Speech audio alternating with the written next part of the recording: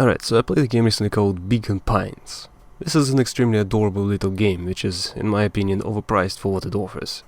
I enjoyed it quite a bit, in fact, but after a single evening I was 60 or 70% through the game already.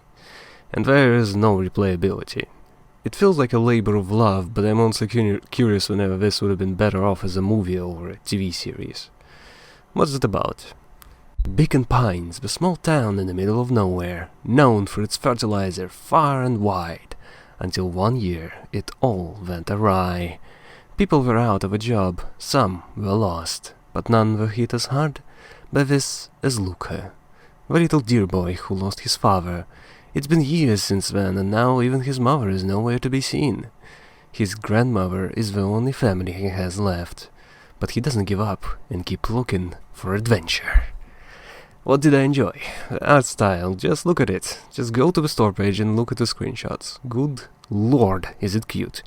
Everything about it is cute. The animations, the character portraits, the backgrounds, I don't have enough synonyms for the word cute to describe it. Honestly, that's 90% of the appeal right there, if not more. I don't think I would have enjoyed the game anywhere near as much if it was done in a 16-bit art style or really any other. It's like a Saturday morning cartoon from back in the day, only a lot more shiny and polished. Everyone is an adorable furry animal, even the old folks are kind of cute, with puffy hair, bushy mustaches and round bellies. I'd also like to comment on the narrator, who does a wonderful job of putting it all in this whimsical mood. It's a children's story after all, and she does a great job of making it sound the part. At times being silly, making these goofy, lower-pitched voices for male characters, or reacting in a ridiculous way. It really made it feel like a movie from a certain mouse company. The gameplay is also smooth, let's call it that. It plays like a visual novel, even if there is some movement and exploration. So there are these choices dependent on the words unlocked. And at any time, even in the middle of a dialogue, the player is able to rewind and change their choice. It's conveniently listed what was tried before, and well, I just thought about other games with similar branching paths and how clunky it is to look through the differences there. Zero Escape comes to mind. With that complicated giant map of every single option, or Cop's Party, with whatever nonsense is in that game. I remember having to play it with a walkthrough because I was afraid I locked myself in the dead end again. Because that actually happens. You can just get into a dead end in the playthrough path, let's go with path. Dead end path and just not even know it.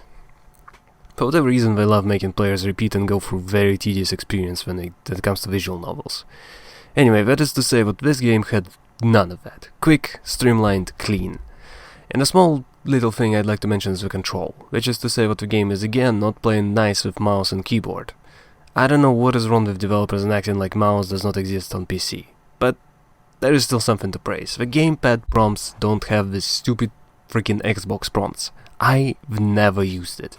I only know PlayStation gamepad, so it never made any sense to me whatsoever. Here though, the prompts are allocations of buttons, i.e. the bottom one of the four for confirmation, top for the branches of a story, i.e. what would be X and triangle. Wish every game did that. It makes so much more sense. What did I dislike? The length, the price, actually that's it. Yeah, I keep looking at stuff out there, like Terraria, StarCraft or Warframe, and yeah, that's just unfair to compare to those, but apples to oranges and all that, but it's a very short experience nonetheless, and it's up to the individual person to decide if that price point is okay. Some lunatics drop $100 on Super Shooter Person 5 we're shooting in every single year, and I will never understand that. Meanwhile, games like this don't offer any replay value, but what is there is short, sweet, and fun for the whole family. The only not PG thing is the word shit, which I have to say, this was the funniest part of the whole game. The moment it was a dialogue option, I picked it and just burst out laughing for a solid minute. Beacon Pines might not set anyone's brain on fire, but it will warm the heart, and that has to count for something.